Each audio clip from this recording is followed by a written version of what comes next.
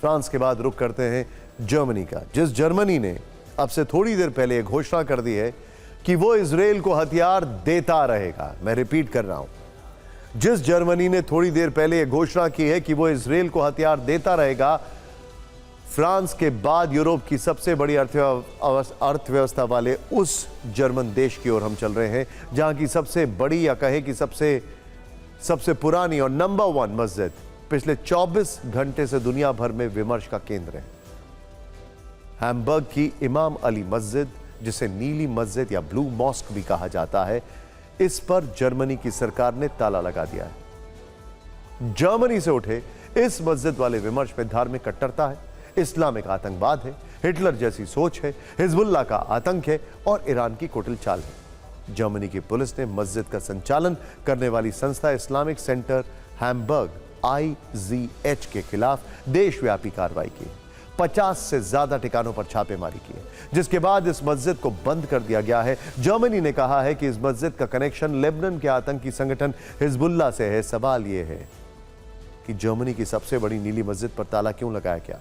Germany की इस number 1 मस्जिद का हिजबुल्लाह से क्या रिश्ता है? जर्मनी की इस मस्जिद में ऐसा क्या हो रहा था जिससे देश की सुरक्षा को खतरा महसूस हुआ? जर्मनी की नीली मस्जिद और इस्लामिक सेंटर हैम्बर्ग नाम के संगठन के खिलाफ सरकार ने कार्रवाई क्यों की है, अब यह भी जान लीजिए। जर्मन अधिकारियों के मुताबिक इस्लामिक सेंटर हैम्बर्ग ईरान के प्रॉक्सी संगठन हिजबुल्लाह से जुड़ा हुआ है।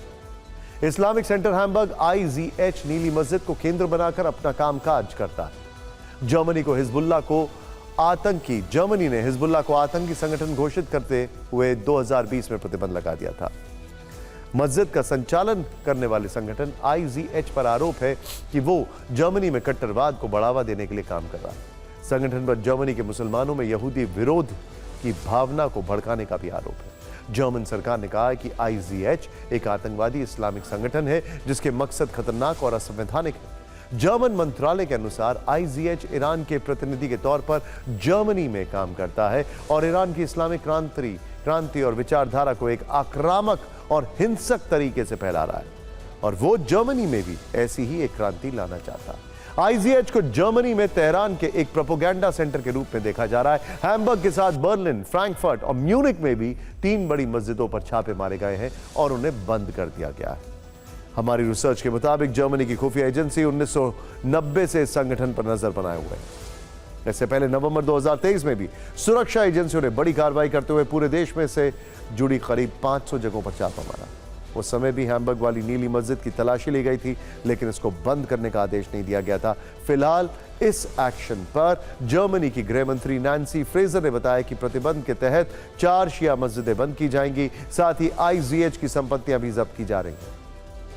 ये किसी धर्म के खिलाफ अभियान नहीं, बल्कि देश की सुरक्षा से जुड़ा मुद्दा है। वहीं ईरान ने इस कदम की आलोचना की है और इसके गंभीर परिणाम भुगतने की चेतावनी दी। तेहरान में जर्मनी के राजदूत को तलब किया गया है। इस कार्रवाई पर विरोध दर्ज कराया गया है।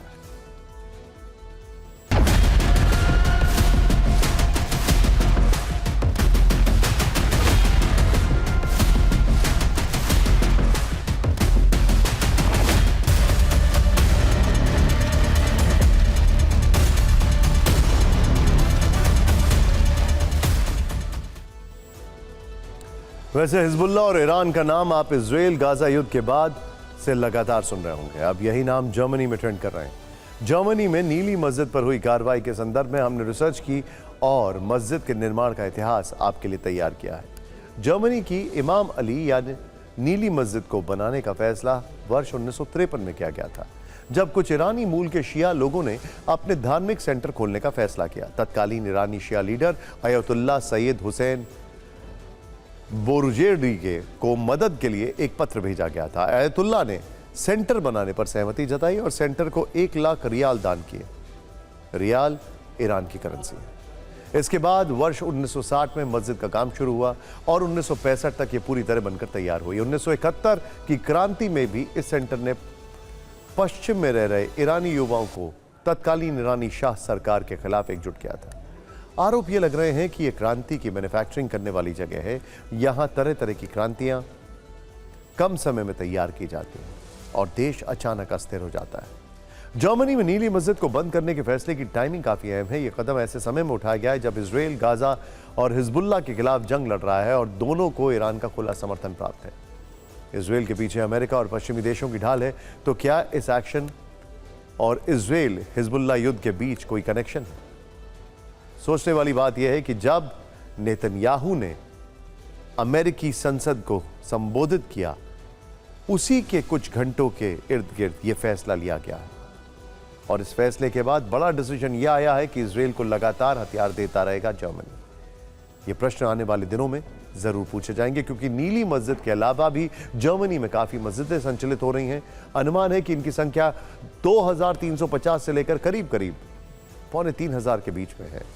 जर्मन इस्लाम कॉन्फ्रेंस के एक स्टडी के मुताबिक जर्मनी में रहने वाले कुल 55 लाख मुसलमानों में करीब 1/4 कम से कम हफ्ते में एक बार मस्जिद जरूर जाते हैं।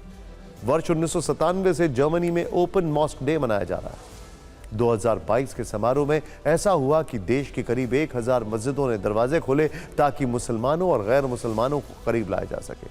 हालांकि बाद के वर्षों में जर्मनी में हालात बदलने लगे। मस्जिदों पर अचानक हमले शुरू हो गए। Turkish Islamic union for religious affairs DITIB के डेटा के मुताबिक वर्ष 2009 में जर्मनी की 2 मस्जिदों पर हमले किए गए। 6 वर्ष बाद 2015 में 99 मस्जिदों को टारगेट किया गया। इसके अलावा फाइनेंशियल टाइम्स ने जर्मन सरकार के स्वतंत्र आयोग के हवाले से जो जानकारी दी है, उसके अनुसार 2023 में यहूदी विरोध की घटनाओं में 83% की वृद्धि हुई है। तो क्या हिंसा के बढ़ते मामले और मस्जिद को बंद करने के कारण पश्चिमी देश में बढ़ती धार्मिक कट्टरता है? जर्मनी में मस्जिद पर बैन लगाने की खबर को अगर फिक्र के लेंस से देखें तो ये एक तरह की धार्मिक या मजहबी घुसपैठ के खिलाफ कार्रवाई हो सकती है, क्योंकि नीली मस्जिद वाले विवाद से पहले ऐसा ही एक मामला सामने आ चुका है। दरअसल जर्मनी में मस्जिदों को चलाने वाले कई संगठन हैं। इनमें सबसे बड़ा और जाना माना इस्लामिक संगठन तुर्की इस्लामियों का है, जिसका छोटा नाम दितिब।